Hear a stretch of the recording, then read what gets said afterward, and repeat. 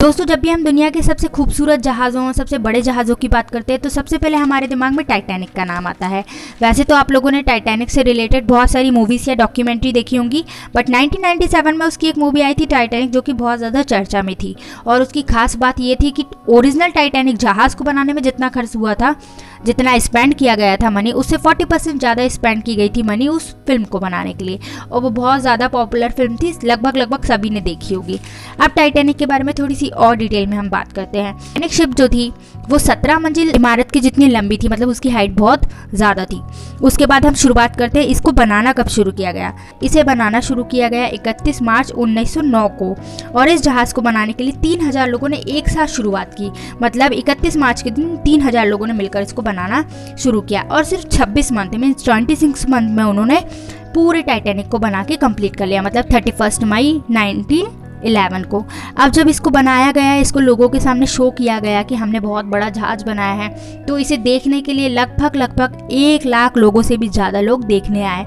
इसके बाद इसकी फिनिशिंग का वर्क शुरू हुआ। फिनिशिंग का वर्क कंप्लीट होते होते अप्रैल 1912 को ये कंप्लीट हो गया, और उसी समय इसको पहले सफ़र के लिए भी जाना था। टाइटैनिक क्योंकि बहुत बड़ा था, बहुत विशाल था, फिर भी उसकी स्पीड जो थी वो बहुत अच्छी थी। उसकी मैक्सिमम स्पीड थी 43 किलोमीटर पर आवर्स थी। इसका जो हॉर्न था वो भी बहुत ज़्यादा लाउड था, बहुत ज़्यादा तेज़ था। जब भी इसके हॉर्न को बजाया जाए तो 16 किलोमीटर दूर से भी इस हॉर्न को सुना जा सकता था। टाइटैनिक को 10 अप्रैल 1912 को इंग्लैंड के साउथम्पटन से न्यूयॉर्क की ओर रवाना किया गया। 4 दिन तक तो सब कुछ ठीक था, आराम से ये चल रहा था पानी में। उसके जस्ट बाद, मतलब 14 अप्रैल 1912 को रात के 11:40 पे ये बहुत बड़े आइस बग से जाके टकरा गया। अब इसका मेन प्रॉब्लम क्या हुआ कि जो शिप का ऑनर था, जो शिप चला रहा था, जो शिप चला रहे थे, उन्होंने बोल दिया था कि रात बहुत ज़्यादा हो गई है, हमें आइसबर्ग दिखाई नहीं देंगे, हमें यहीं पे रुक जाना चाहिए। बट जो उनके लीडर्स थे उन्होंने बात नहीं मानी और उसको चलाने के लिए बोल दिया। अब क्या हुआ कि जैसे ही आइसबर्ग आया तब शिप उससे टकराने ही वाली थी। उन लोगों ने शिप को रिवर्स करने की कोशिश की, उसको शिफ्ट करने की कोशिश की, बट इतनी भारी होने की वजह से वो एकदम से नहीं मुड़ पाई और एक साइड से जाके वो टकरा गई। और जहाँ से टकराई वहाँ से उसमें बहुत ज़्यादा पानी भराने लग गया। पानी भराने लगा तो उन्होंने कोशिश किया, सबसे पहले ग्राउंड लेवल पे पानी भरा रहा था, तो उन्होंने कोशिश की कि ग्राउंड लेवल के सारे गेट्स को बंद कर दिया जाए। और ग्राउंड लेवल पे बहुत सारे लोग ऑलरेडी मौजूद थे, उनको भी उन्होंने अंदर बंद कर दिया कि पानी ऊपर ना आए। बट ऐसा पॉसिबल नहीं हो पाया, धीरे धीरे करके पूरा पानी ऊपर तक आ गया। जब पानी बहुत ज़्यादा ऊपर आने लगा, लोग डर गए, इधर उधर भागने लगे। उसके बाद उनने लाइफ बोट्स का यूज़ किया, बट उनके पास सिर्फ 20 लाइफ बोट्स थी जो बहुत कम लोगों को बचा सकती थी। तो उन्होंने धीरे धीरे लोग वहाँ पे शिफ्ट हुए और कुछ लोग बच पाए। सिर्फ 2 घंटे 40 मिनट के बाद वो पूरी की पूरी बोट पानी में डूब गई। शिफ्ट हुई तो 1537 लोग इसमें मारे गए। इसमें से केवल 306 लोगों की ही लाशें मिली, बाकियों की तो हमें लाशें ही नहीं मिली। उनके मरने का मेन कारण यही था कि उस समय टेम्परेचर बहुत कम था, पानी का टेम्परेचर 2 डिग्री तक था, और उस 2 डिग्री के टेम्परेचर में कोई भी व्यक्ति सिर्फ 15 मिनट तक जिंदा रह सकता था, उसके बाद वो मर जाता। तो बहुत सारे लोग इसकी वजह से मर गए।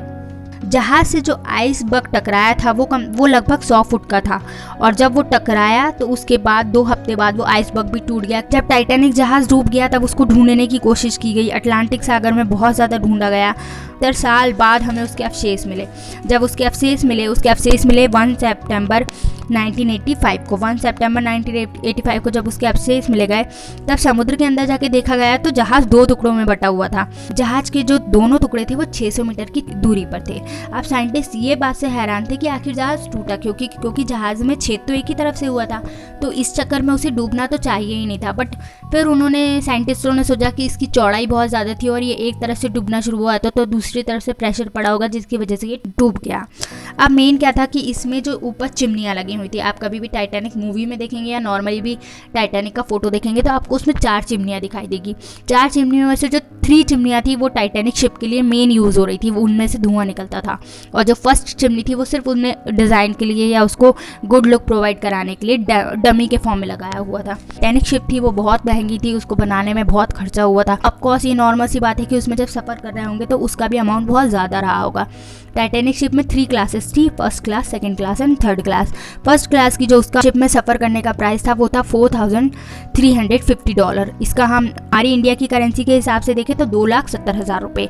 उसका जो सेकंड क्लास था वो था $1,750, मीन्स 1 लाख रुपीज़। एंड जो थर्ड था वो था $30 मतलब 2,000 रुपये, जो कि उस समय बहुत ज़्यादा हुआ करता था। इतना खूबसूरत सा जहाज़ था, इतने सारे लोग सवार थे, बट बहुत सारे लोग जरा सी गलती की वजह से मारे गए। अगर आपको इन्फॉर्मेशन पसंद आए तो चैनल को सब्सक्राइब करें और वीडियो को अपने दोस्तों के साथ शेयर करें और